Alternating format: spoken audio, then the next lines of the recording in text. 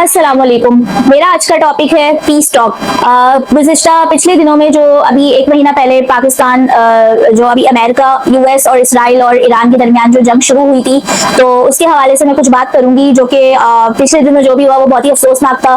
जितनी शहादतें हुई बहुत ही अफसोसनाक बात थी कि ये सब नहीं होना चाहिए था, क्योंकि ऑब्वियसली सी बात है कि जंग किसी भी मसले का हल नहीं होती। मैं बस यही दुआ करूंगी जो शहीद शोहदा हैं, जो शहीद हुए इस जंग में, जो है अल्लाह पाक उनको जन्नतुल फिरदौस में आला मकाम पे जगह दे और उनकी मग़फ़िरत करे। और क्या नाम है, जो भी जिंदा है अल्लाह पाक उनको सब्र दे। ये एक बहुत ही अफसोसनाक वाक़या था। रमजानों में जंग स्टार्ट हुई थी, दिल बड़ा परेशान भी हुआ इस बार रमजान, क्योंकि वो वाली रमजानों में जो एक रौनक होती है, वो चीज़ दिल बुझा बुझा सा था जब ये जंग स्टार्ट हुई। और बहुत सारी जो चीज़ें पेश आ रही थी पिछले दिनों में, तो बहुत ही मुश्किलात हो रही थी।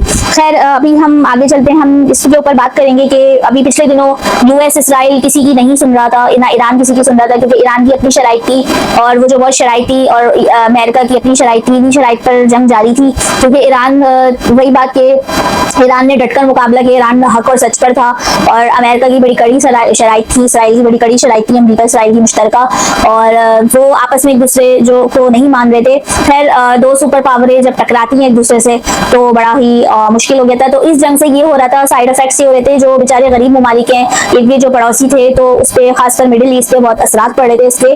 और ये जो भी हो रहा था सबको मालूम है। मैं ज्यादा डीप में नहीं जाऊंगी, मैं अभी करंट उस पर बात करूंगी। बहरहाल बहुत मुल्कों ने कोशिश करी सीज़फायर कराने की, लेकिन यूएस ईरान किसी की नहीं सुन रहे थे। फाइनली पाकिस्तान को इस मैदान में आना पड़ा और पीस टॉक की बात करनी पड़ी। तो पीस टॉक के हवाले से पाकिस्तान ने बहुत अच्छा किरदार अदा किया, और पाकिस्तान को we are so proud of you कि पाकिस्तान को बहुत अच्छे इमेज से पूरी दुनिया भर में देखा जा रहा है। और इसी वजह से पाकिस्तानी पासपोर्ट ऊपर भी आ गया है, बेस्ट ऑफ 100 की लिस्ट के अंदर आ चुका है। और पाकिस्तान का बहुत अच्छा इमेज जा रहा है कि पाकिस्तान हमेशा अमन की बात करता है। खास करके इस्लामाबाद के बारे में जो है बात की जा रही है। अभी जो है ट्रंप ने भी थोड़ी सी लचक दिखाई अपने रवैये में। पिछले दिनों क्या नाम है, पिछले दिनों जेडी वेंस और उनकी टीम आई थी पाकिस्तान, लेकिन तब बात नहीं बन सकी थी। अमेरिका ने अपनी कुछ शराइत रखी, फिर वो वापस चले गए। फिर ईरान का भी कल ही फिर ईरान की दूसरा दौर शुरू हुआ, सारी बात हुई, डील तय हुई आपस में। और अभी जो है सीज़फायर 46 डेज का हो गया, पहले 2 वीक्स का हुआ था, फिर 46 डेज का हो गया। तो इस बारे में मैं ये बात करूंगी, पाकिस्तान ने बहुत ही बेहतरीन किरदार अदा करा है। I am so proud of you, we are so proud of you कि शहबाज शरीफ साहब ने बहुत अहम किरदार अदा करा है, आसिम मुनीर साहब ने बहुत अहम किरदार अदा किया है, जो कि बहुत फख्र की बात है। मैं हमेशा से अपने इदारों की तारीफ करती आई हूँ, जब अच्छा काम करते हैं तो हमें अप्रिशिएट करना चाहिए। पाक आर्मी हो गई, आपकी गवर्नमेंट हो गई, बाकी इदारे हो गए, इन्होंने बहुत किरदार अदा किया। खासकर शहबाज शरीफ और आसिम मुनीर का किरदार फ्रंट पे रह के इन्होंने, जनरल हो गए, फील्ड मार्शल हो गए, इनका बहुत ही बेहतरीन किरदार था कि इस जंग को किसी तरह रोका जाए। ऑब्वियसली सी बात है कि जंग किसी भी मसले का हल नहीं है, यूएस में हो, इसराइल में हो या ईरान में हो, जहाँ पे भी ये जंग होती है नुकसान सिर्फ लोगों का होता है, आम आवाम पिसती है और नताइज कुछ नहीं निकलते। तो बेहतर है कि इस चीज़ को टेबल टॉक की कही, इस बार आज ही ये टेबल टॉक हुई और पीस टॉक की बात हुई। और मजे की बात के मतलब ये जंग रुक गई है अल्हम्दुलिल्लाह।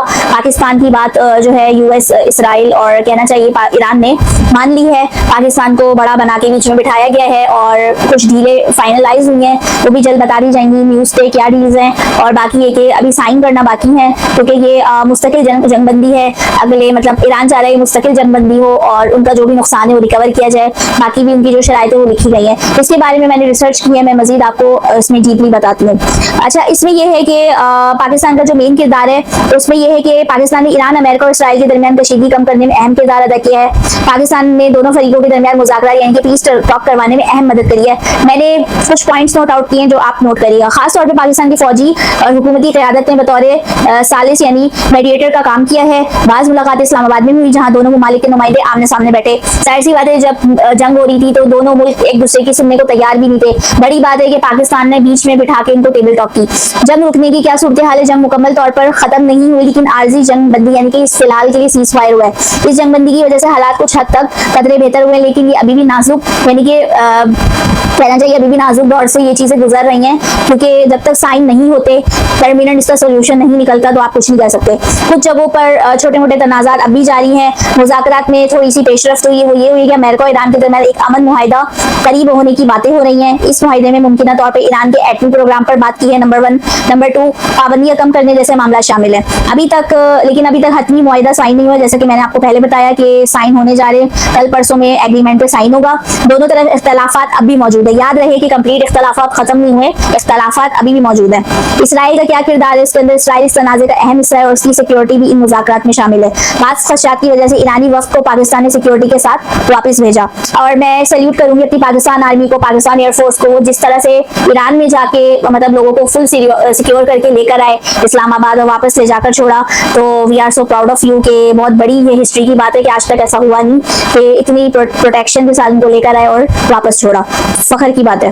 बाकी ये है कि बाज़ खदशात की वजह से जो है हम मजीद आगे बात करेंगे। इसका कुल समरी ये निकलती है कि पाकिस्तान ने बड़ी सफारती कामयाबी दिखाई है, जंग वक्ती तौर पर रुक गई है, यानी कि सीज़फायर हो गया है, अमन मुज़ाकरात जारी हैं, लेकिन मुमकिन अभी तक कायम नहीं हुआ। Let's hope for the best, क्योंकि मिडिल ईस्ट पे भी बहुत असर पड़ रहा है। आप सऊदीया देख लें, दुबई देख लें, बहुत चीज़ों पे असरात पड़ रहे हैं। इन्फ्लेशन हो रही है मुसलसल, लोगों को जॉब्स नहीं मिल रही, क्योंकि ऑब्वियसली दुबई में एक पाकिस्तानी लार्ज सर्कल कम्युनिटी काम करती है। अगर यही सब कुछ जारी रहा तो बहुत से लोगों का बेरोजगार होने का खदशा है, बहुत से जो है मतलब वापस डिपोर्ट होने का खदशा है। तो अल्लाह पाक किसी की रोजगार ना खत्म करे इस तरह, क्योंकि इन्फ्लेशन होगी, इकोनॉमिक और क्या पूरी दुनिया पर असर पड़ेगा। सिर्फ पाकिस्तान, सिर्फ मिडिल ईस्ट में नहीं, पूरी दुनिया पे ये चीज असरअंदाज होगी। अभी पिछले दिनों देखिए पेट्रोलियम वस्तुआत में शॉर्टेज हो चुकी थी, पेट्रोल महंगा हो गया था, वापस अभी थोड़े से पेट्रोल के रेट कम हो गए। लेकिन ये कि इस चीज को हमें देखना होगा, बहुत सारी चीजों पे असरात पड़ेंगे अगर ये जंग आगे हुई। तो हम अल्लाह से यही दुआ करेंगे अल्लाह पाक इस जंग को जल्द से जल्द खत्म करे हमेशा के लिए और अमन कायम करे। इसी के साथ ही